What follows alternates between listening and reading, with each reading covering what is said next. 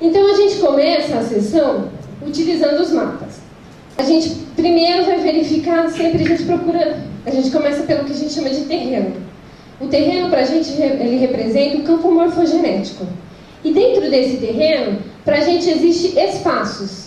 E dentro dos espaços existem algumas representadas por épocas da vida. Então a gente passa por memórias hereditárias, memórias fetais, memórias de cicatrização, de separação.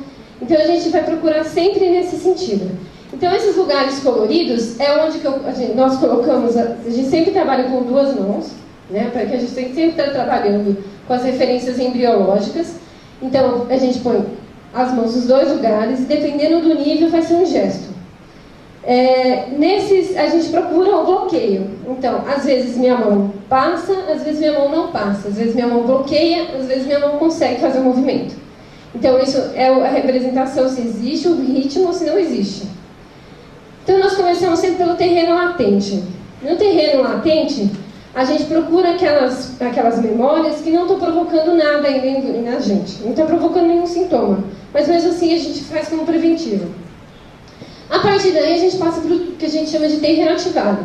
Então, aquela memória do terreno latente ficou ativada. Então, nós colocamos a mão nesses lugares coloridos e vai procurando. Aí, o que nosso objetivo é sempre achar a cicatriz patológica. A cicatriz patológica é o relé. Então, eu seguro no relé e, a partir daí, eu vou procurando qual o nível que ele entrou.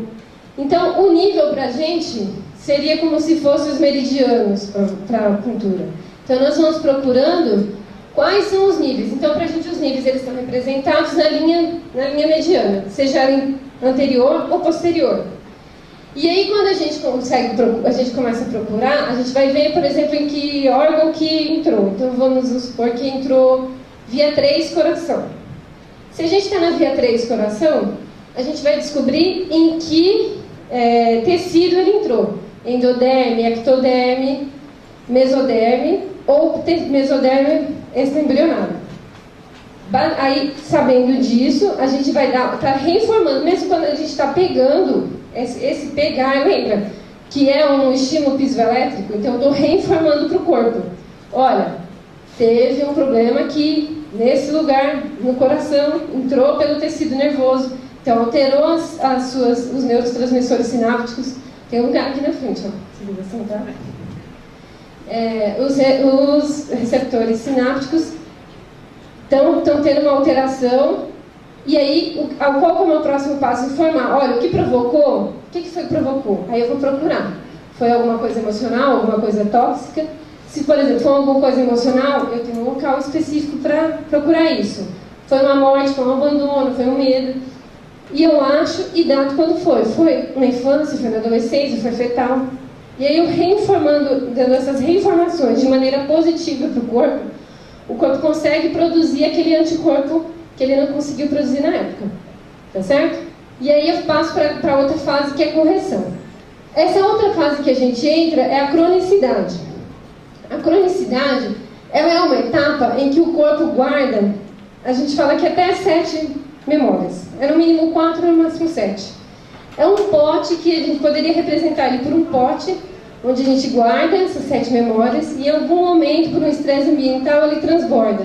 E na hora que ele transborda, começa a provocar os sintomas. Sabe aquela pessoa que chega pra você e fala assim: nossa, mas eu comecei a ficar doente, apareceu um monte de doença de uma vez? Aí nós entramos na cronicidade. E aí a gente faz o processo da mesma maneira que eu falei para vocês. Achamos a cicatriz, a partir da cicatriz, os 7 sintomas relacionados, em que local que entrou, e damos o estímulo de correção. O próximo passo é se é gerado ou se é sofrido.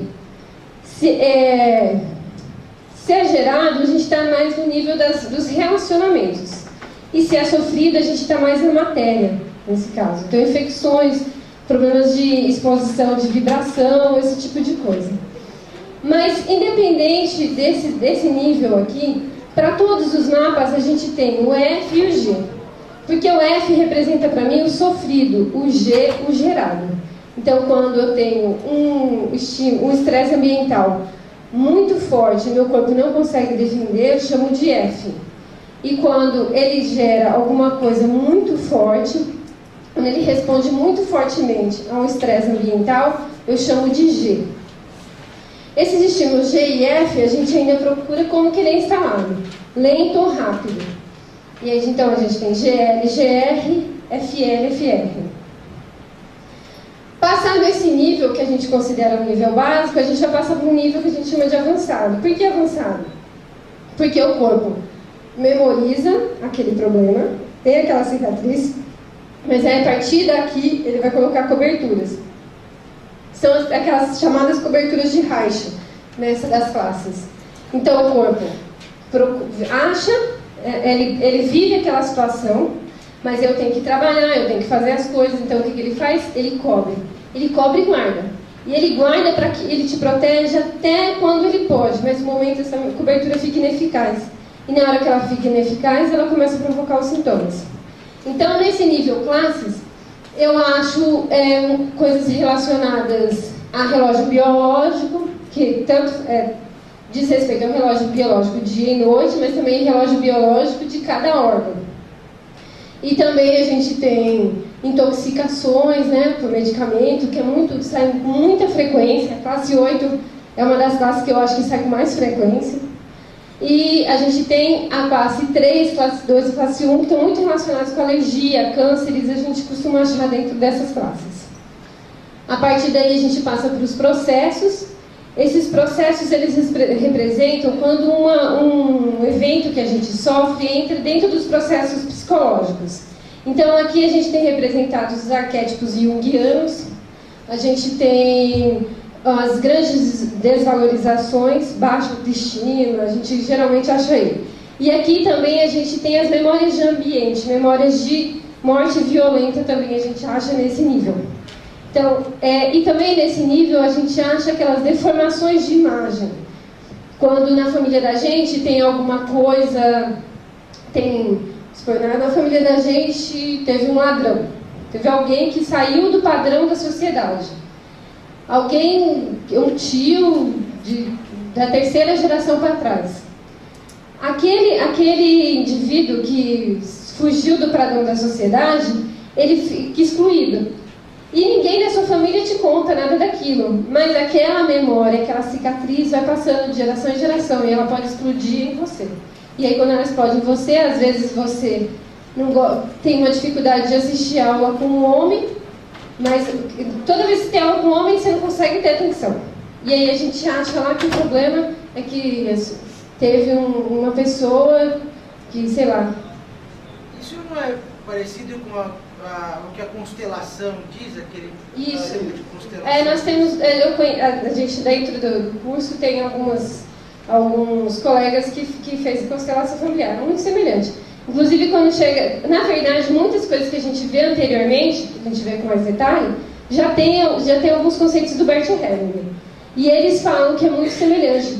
Inclusive a gente faz um atendimento em Brasília com uma psicóloga que trabalha com constelação. É muito próximo. Só que a gente vai para uma via diferente. Então, o que a gente acessa é o inconsciente através do corpo, né? E o Bert...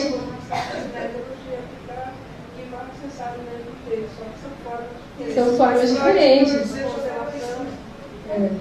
Então, é o que a gente faz... Na verdade, por isso que eu comecei com a parte anterior, porque são todas desagam no mesmo lugar que eu acredito, assim... que todas essas técnicas desagam no holismo e no ambiente, né? E todas trabalham dentro dessa ideia da física quântica, né? A constelação muito com a física quântica. A constelação é puramente física quântica, né? Puramente. Eu acredito que a microfisioterapia e a cinésio, elas usam mais o corpo nesse sentido, assim, de você poder utilizar outros instrumentos. Isso. Isso. Só forma de chegar lá diferenciada. Isso. E cada corpo recebe aquela informação de uma maneira. Para alguns, a microfisioterapia fica melhor, para outros, a acupuntura fica melhor e para outros, a constelação. E dependendo também da informação, para algumas informações fica mais fácil acessar pela micro e outras pela cinésio, né?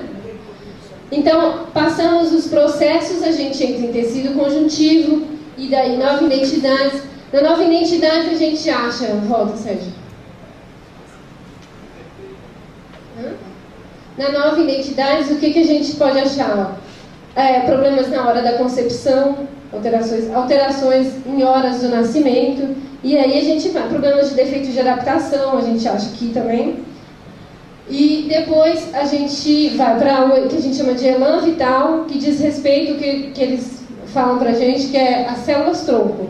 Então é onde a memória se instala no nível mais profundo possível.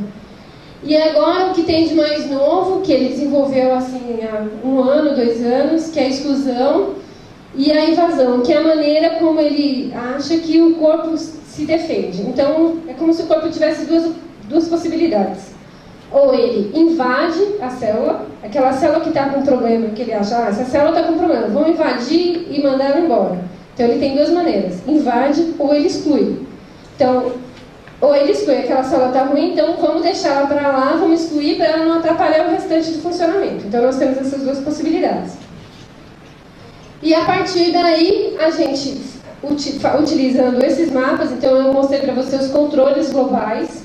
Então eu utilizo esses mapas para ver se existe bloqueio. Achei o bloqueio, eu vou para um mapa específico daquele. Dentro daqueles mapas que eu te mostrei, eu consigo precisar em qual que eu vou. E daí eu vou buscar dentro de outros mapas qual bloqueio, vou datar, vou dar um estímulo verbal para o paciente. E aí, a partir desse estímulo, o corpo reage. Então, eu vou dar um estímulo para despertar a autocura do paciente. E o paciente conseguir eliminar essas cicatrizes patológicas que para nós são os provocadores do sintoma. A micro ela é indicada para essas situações que a gente colocou aqui. De maneira geral, o nosso intuito maior é desbloquear o que está bloqueado, né? Desbloquear e eliminar o sintoma e favorecer as outras terapias. Então, quando a gente fala microfisioterapia, um elo na corrente dos tratamentos, é exatamente isso. A micro não vem para salvar a humanidade e nem para se sobrepor às outras, ela vem para agregar. Nesse sentido que a gente estava falando agora, então a micro ela vem para agregar e para dar um estímulo a mais para o corpo. Então, geralmente quem faz microfisioterapia já trabalha com outras coisas e nunca ela larga as outras coisas. Ela também agrega, então. Vamos lá, senão eu não vou nem falar do negócio. Então, eu coloquei alguns dados de alguns estudos. Então, pode passar mais rápido, porque eu já vou falar rapidinho. Na fibromialgia, em estudos que eles fizeram na França, o resultado que eles tiveram numa população com N28, eles tiveram uma melhora de 67% dessa população. Aqui no Brasil agora está sendo feito em Fortaleza um estudo também de fibromialgia. O resultado também está sendo muito bom porque ele está inserido dentro de uma equipe multidisciplinar na Unifor. Então ele está tendo um resultado até mais. Eles estão tendo, depois que ele foi inserido, o resultado está sendo muito. Se vocês colocarem na internet, vai sair lá já o começo do trabalho dele, que é o Dr. Adriano. E na INUES, em crianças e adolescentes, numa amostra de 46, eles tiveram uma melhora de 46%. E na equipe de futebol, é uma equipe de futebol da segunda divisão lá da França, eles tinham uma população de 22. Então, a ausência dos jogos diminuiu para 65%. E em regurgitamento em recém-nascidos, uma população de 8, a melhora foi 68%. Aí a gente colocou aqui um site onde vocês podem achar mais artigos. Né? Vou dar um tempinho para vocês, se quiserem copiar. Esse site é terapiamanual.net, é o site do Dr. Afonso Salgado. Então lá também, se alguém tiver interesse de curso, lá tem data, vocês podem mandar também. Tá? E a maioria do material disponível está em francês. Ele vai anotar aqui na...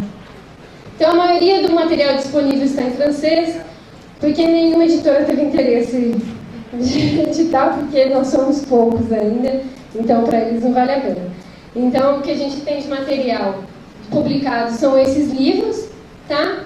que tudo em francês, e aqui a gente colocou o site oficial da França, o nosso site e o site oficial agora que eles estão colocando no Brasil, que é o microfisioterapia.org, que tem todos, estamos no processo de cadastramento, colocando o endereço de todo mundo, todos os micros atuantes, né? E a partir de janeiro a gente está se especulando a formação da Sociedade Brasileira de Microfisioterapia no Brasil, porque ela já existe na Europa, e a vontade do Dr. Benini e do Dr. Grosjean é que isso exista aqui no Brasil também. Peraí, volta lá, deixa lá. Então aqui a bibliografia que a gente usou, vou deixar aqui para vocês anotarem nos sites. E se vocês quiserem fazer pergunta, eu tentei dar uma apertadinha agora no final, para poder abrir, porque como é uma técnica nova, talvez exija algumas perguntas. Qual que é a duração da sessão? 1 hora e meia, né? Geralmente a primeira é 1h30, porque a gente tem a anamnese e também a gente acaba parando um pouquinho para dar uma explicação melhor, né? Mas é em torno disso, 1 hora, 1h30. Isso. Aí é 45 dias no mínimo, né? Alguns eventuais casos a gente pode dar 2 meses, mas aí varia muito. Mas é geralmente a média 45 dias, que é o tempo do corpo reagir às informações dadas, né? Não menos de 45 dias. Mais uma pergunta? Bom, espero que vocês tenham gostado, que tenha sido esclarecedora, né, dentro do que a gente pode fazer, apesar de ser uma técnica bastante difícil de explicar o que é. O interessante é sentir, né? Mas é basicamente isso.